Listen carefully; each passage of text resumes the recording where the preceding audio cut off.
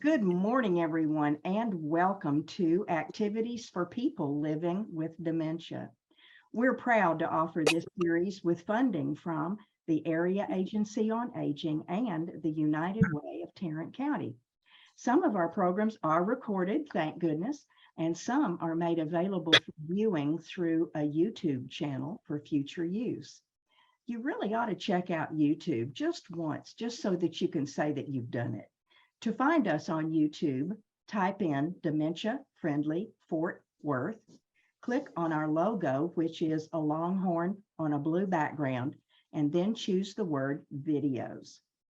I'm Martha Brown, your host for today's activities. Peggy Speir is with us to bring us portraits from the back lot. Can I say back lot? Of the archives of the Amon Carter Museum of American Art. Portraits ought to be really interesting, and I just want to sit back and watch. Peggy, Yeah. yours. All right. What? Here we go. Surprisingly, it almost is always from the vaults, but today every single artwork I'm showing you is currently on view. So this is a treat. Ooh. A lot of times we are not looking at artworks on view. This is a really terrible reproduction, but it's a really wonderful artwork in real life. This is a triptych, which means 3 photographs of the same man, and the artwork is entitled Half Indian, Half Mexican. So knowing what the title is, tell me what you're seeing. Doesn't look like a mugshot. Kind of looks like a mugshot. You're right. But it looks like what he's got his hair so that one side of his face looks like he's Indian. Mhm. The other side, from the other side, he looks like he's Hispanic, Yep. and then you can see them together in the middle. And then you see these 2 halves come together as a whole in the middle. Yeah. You are exactly right. So this artist's name is James Luna. And what's really cool is this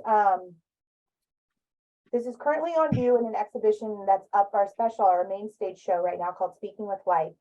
And the impetus for the show was to really address that American Indian cultures are alive and well and living and thriving in the United States. This American Indians are not of a time past.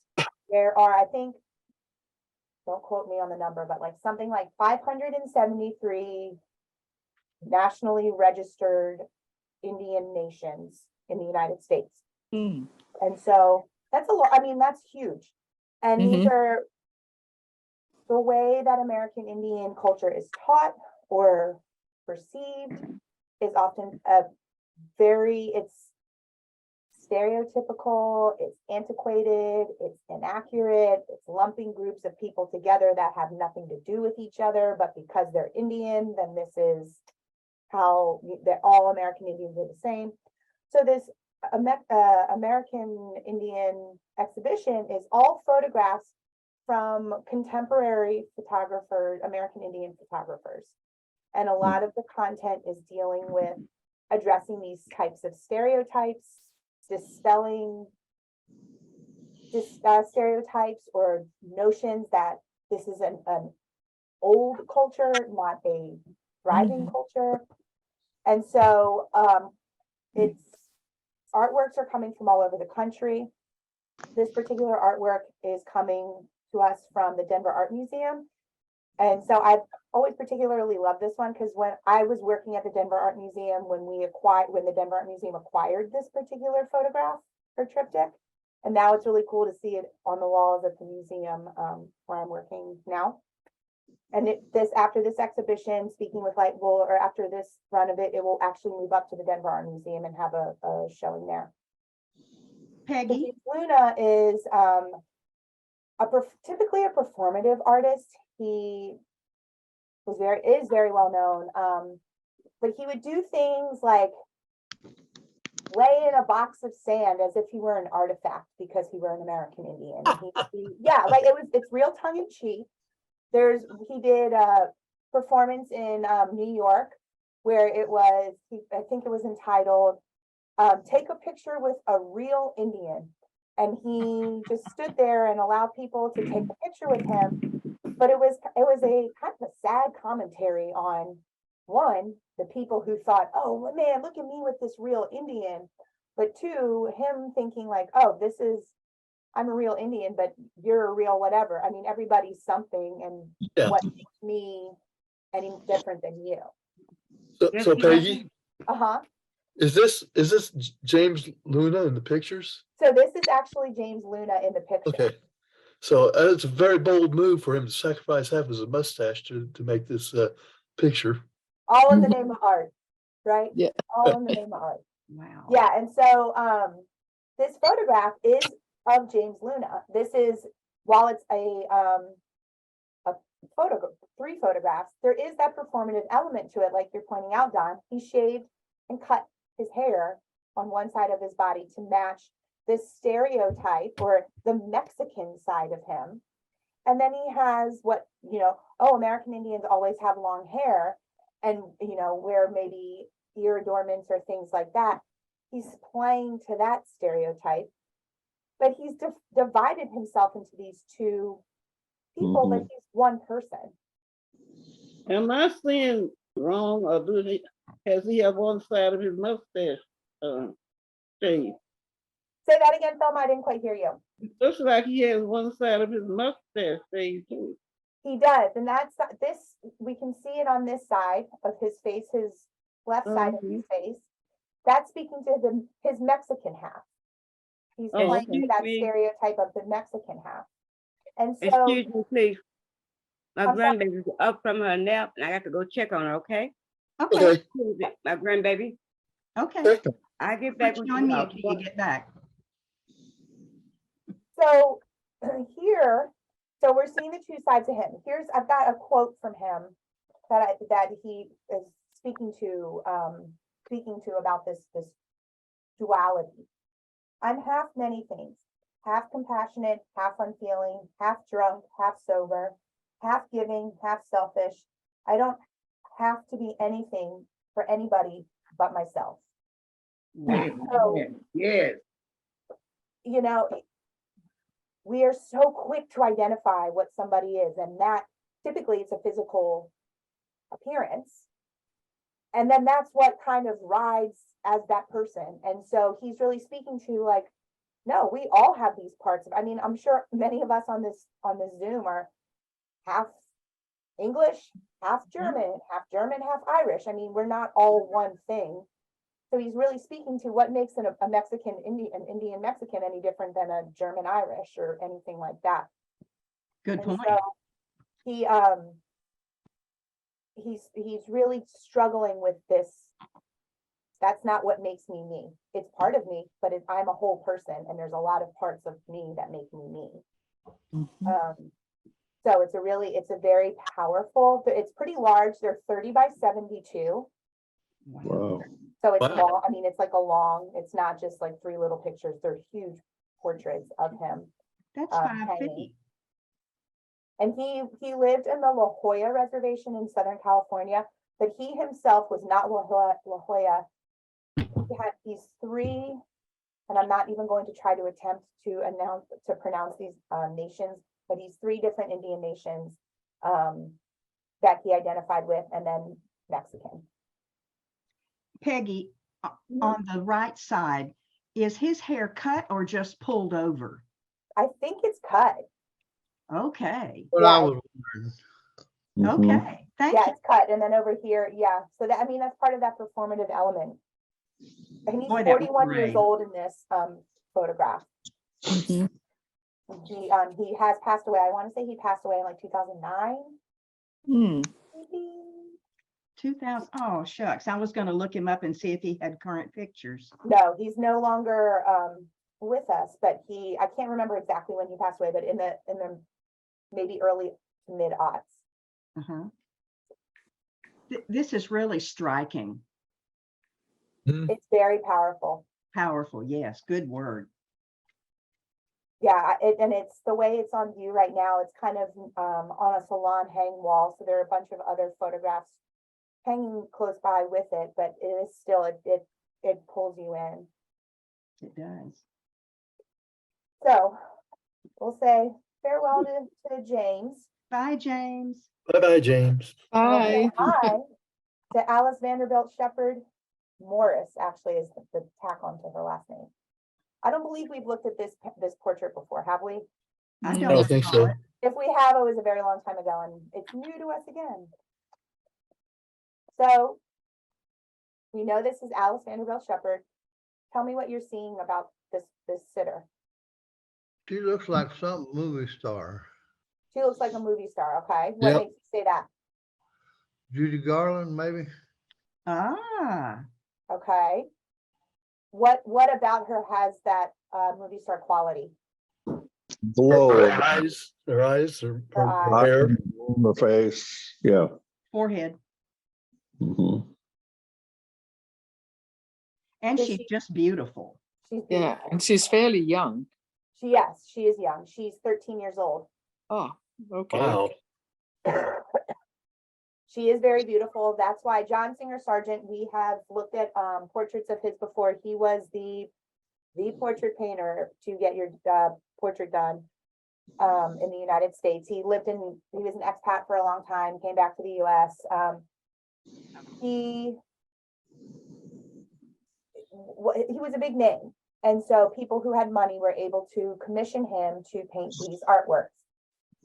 We've looked at one of the artworks we have of his, Edwin Booth, the man who, he was a very famous Shakespeare actor. His brother assassinated Lincoln, but we have a full-length portrait of Booth. He was very, very well known and coveted. Here, he was painting her mom, and he was at this young woman's house, or young girl's house. I think he had to go paint her mom 70 something times, 76 times, Wow. 80 something times, went to her house to paint her. So he was no bones about it. Like, we're going to make this the realness and likeness of you, but met Alice and kept seeing her when he was at the house and was very drawn to her beauty. And eventually asked her dad, her great grandfather was Cornelius Vanderbilt. So Yeah. Oh. He's like a famous Vanderbilt, right? yes, Mhm. of the Vanderbilts, this is that family. So she was a great granddaughter of Cornelius. So Sargent asked her dad, hey, can I paint her portrait? And he said, yes, you can, but it has to be quick because she was injured outside, hurt her back, and was in a brace. So that's kind of explaining her rigidness and the pillow propping her up. So she's unable to sit for a long amount of time. So you're welcome to paint her, but it has to be done quickly. Mm, He painted her in 3.5 hours. wow. Yeah, especially compared to the mom who he had 80 something visits to paint her, to get her. So he wanted to paint her because he was so interested in her beauty. She was very, very intelligent, could speak fluent French, so he was able to communicate in French with her as well as English. And has her wearing this military style type jacket, Yeah. which was fashionable at the time, but was particularly fashionable for women who were trying to downplay their femininity. And because she was very, very worldly, very intelligent, that was often the more academic women would sometimes wear these military style types of suits. It So you almost can looks kind like a of see photograph. say that again? It almost looks like a photograph. Yes. Yes. Yeah, you can see the hurriedness in his artwork, or in it with some of the brush strokes down by her sleeve, maybe in her blouse, some of the background. I mean, 3.5 hours is very fast. Yes, it Yeah, is. Lord. Is the picture in that frame, or why is there frame Oh, there? yes. So thank you, Yetta. So this frame, this artwork is, I did not get a chance to run up in the galleries to take a picture of the artwork in the frame, but this is the frame that it's in, which has its own accession number even within our collection because it's a work of art in and of itself. It is stunning. It is like, that catches your attention just as much as the portrait inside of it.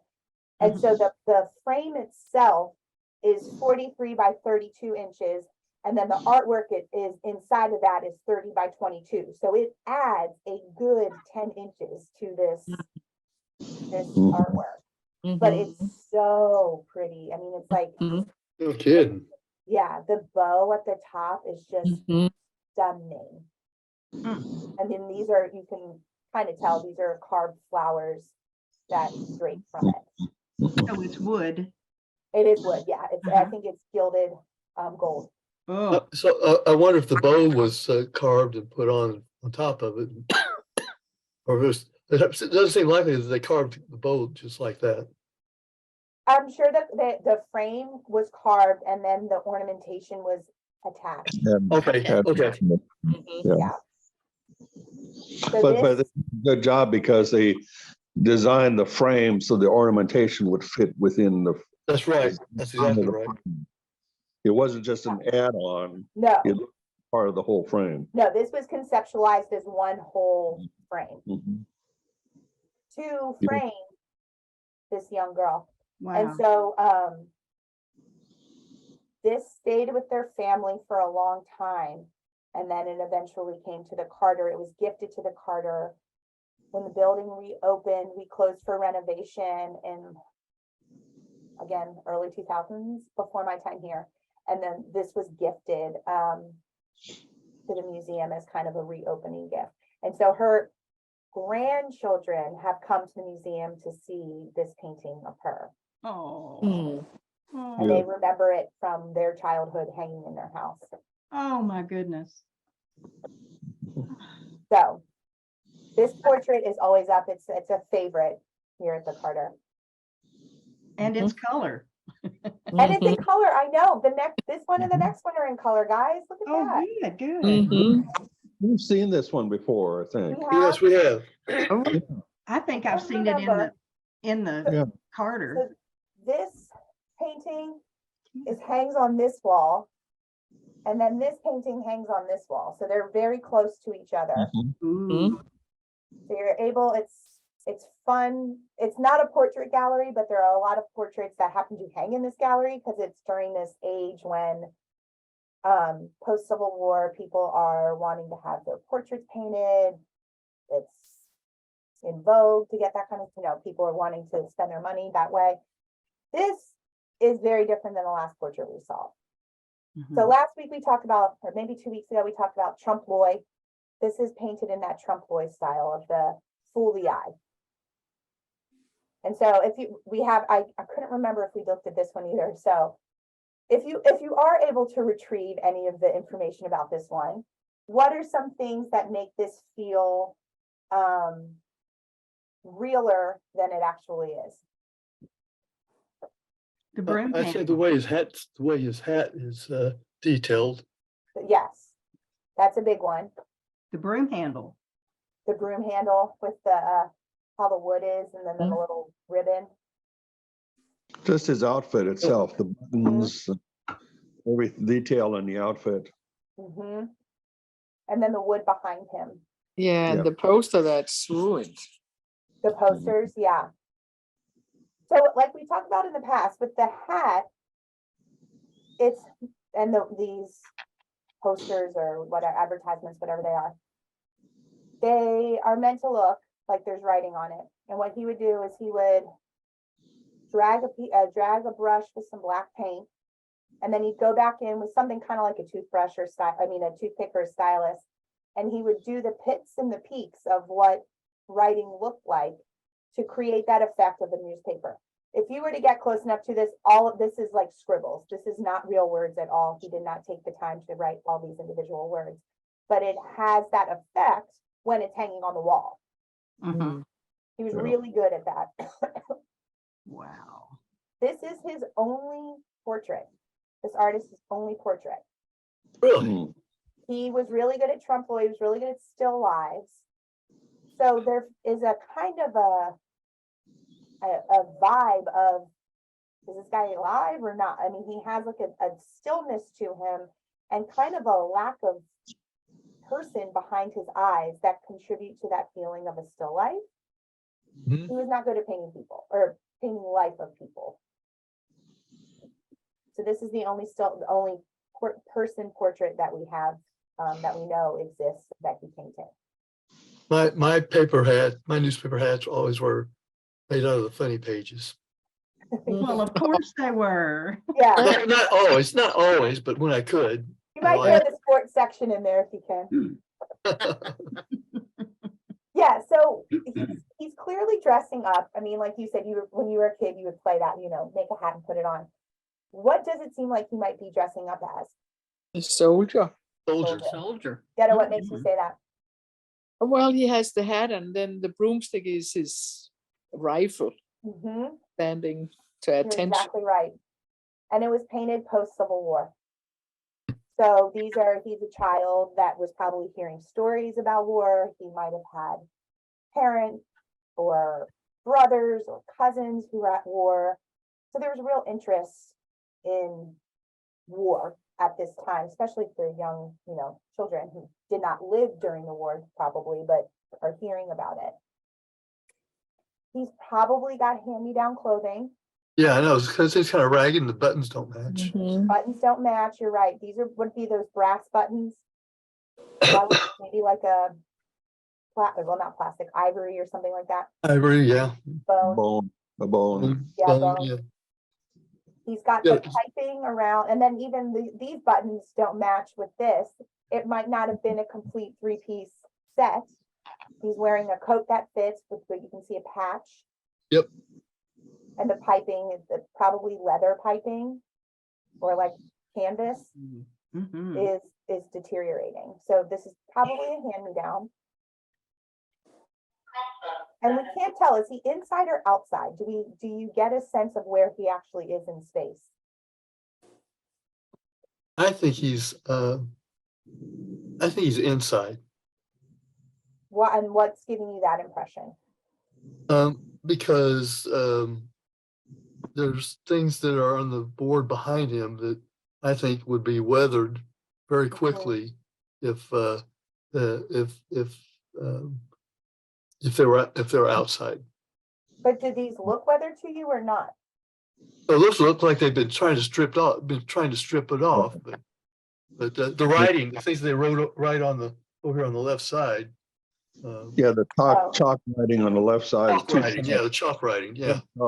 Yeah. There's I chalk think- there, and these are engraved into the wood here. Oh, really? Mhm.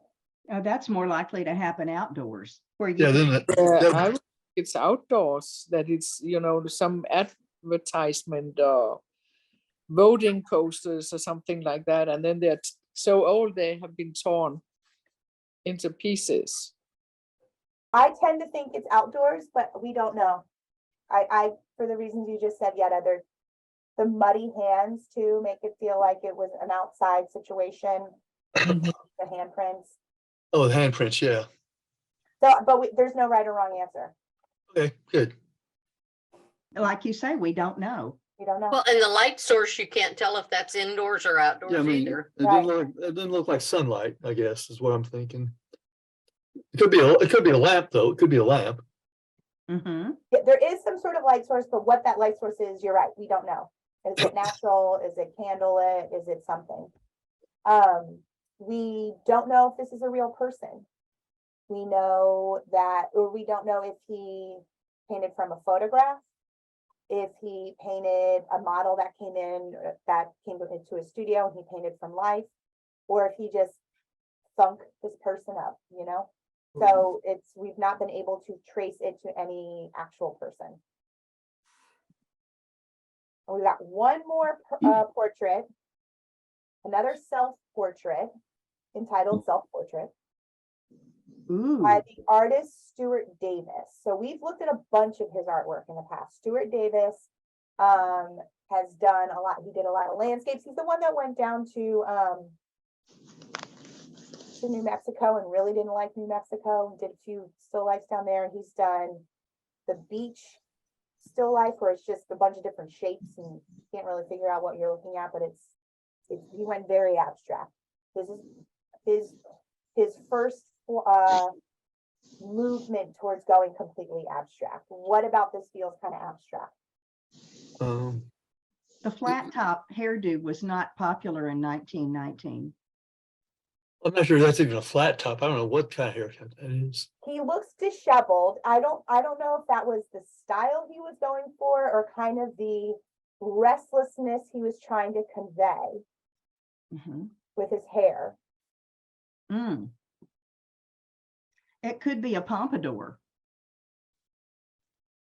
with a ducktail down the front.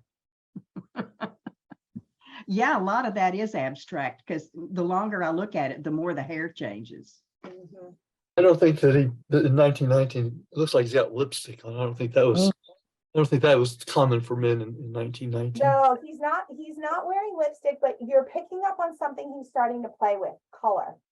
Color. So he was very influenced by Fauvism, which is a movement in Europe. It's a lot of bright colors, a lot of movement. But that bright red, this blue, that was moving towards this modernist palette of, Okay. we can see this green on his face, Mm. moving towards that modernist color palette. The yellow on his face and front, he's highlighting very obviously with lighter colors. And we can see where he picked up the brush or put the brush down and picked the brush up. Mhm. If you think of the Alice Shepherd, Yeah. I mean, we see almost a hurriedness to it, but it doesn't feel deliberate. Here, this feels very deliberate. Mhm. He's got red, he's got irritated eyes too. He's got red all around his eyes. He does. He's kind of speaking to that restless psyche, this kind of exhaustion within himself, maybe because he's now starting to shift his artistic style and movement, kind of this internal struggle of, well, who am I? What is my art? What I'm me. I'm not every other modernist. What does that modernist artist look like for me? So you kind of see a psychological tilt to his portrait. He's 26 years old in this, so he's not new to art, but he's now really finding his voice.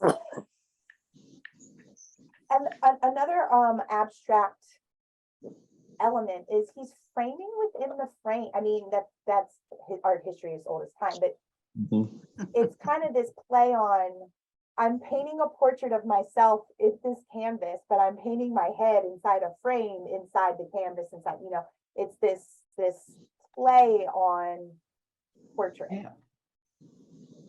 Because he's not painting himself on the canvas in the red, he's in front of the canvas and framing himself within it. Mhm. I hadn't even noticed that. You always point out something that's aha moment. Yeah, this is a fun portrait. It's not huge. I don't have the dimensions, but it's not nearly as big as the Luna that we saw in the beginning. It's smaller than the other two portraits I've showed you too, but this portrait was pretty important in what kind of marked the change then of what his style looked like. He was a little more concrete up until this point, and now he started experimenting before going fully abstract. Yeah, I'm looking at some of his other paintings that maybe they were later on. They're really abstract. I mean, very abstract, very colorful. So you're yes, very colorful. Yes. Yeah. Why does this remind me so much of the portrait of the fellow who cut off his ear? Van Gogh. Van Gogh. Oh, yeah, Van Gogh. Thank you, Van Gogh. He's using some of the same techniques that Van Gogh used, the short, thick paintbrushes, Okay. paintbrush strokes. Uh-huh. Another common thing Van Gogh did and other modernists alike, they shadowed with other colors. They weren't a lot of time a complementary color. So this is not purple, but there's some purple down here. He's using different darker colors to create these shadows versus adding, tonality with black and white to it. Okay. Which creates some of that type of Van Gogh-ish type look. Van Gogh was a color theorist as well, so he was really interested in what colors did together. He had boxes of yarn he would compare different colors to try to create an effect before he would do it on canvas. Davis was not doing that, but Davis was very aware of what Mango was doing. And color play was part of that modernist MO. So we see it. Thank you. Thank you. All right, those are our guys and gals for this week. Wow. Next week, we're looking at snow. Oh, Okay. Yeah, this No. 70-something degree weather again. I feel like I can never time it right. We're But gonna yeah, see we're white. looking at snow. So if I'm Are we here, gonna see you'll Christmas? if you're me. here, that's right. Yeah. If not, I'm The closer it gets to Christmas, every time. the closer it gets to Christmas, the likelihood that you'll be gone is rising. And this is the weirdest waiting game. I always, every time I'm like, it could be in an hour, it could be in 2 weeks, who knows? But yeah, so next week we're back with snow. Martha, I will let you know if I will not be back next week with snow. Okay. But, yeah, so bundle up. We'll be looking at some chili. We are praying for you back, Peggy. Thank you so much, guys.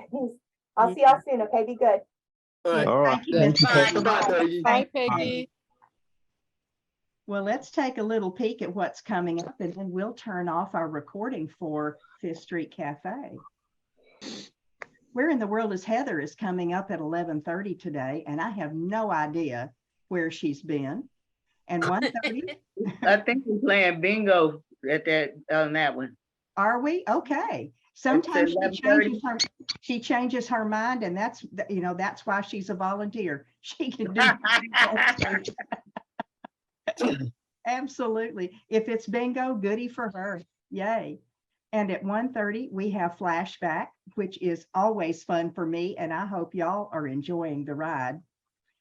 Steve, we keep adding pictures. I know. That's usually my nap time. I'm sorry. No, don't be sorry. Don't be sorry. So- One of so these you- days- Don. I was gonna say, that's his afternoon nap time. I don't know if he's had his morning nap yet. I'm about ready to fall asleep right now. So That's right. It's time for his morning nap.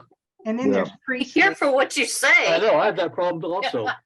morning nap, afternoon nap, evening nap, Yes, oh, yes. time, so anyway. Yes.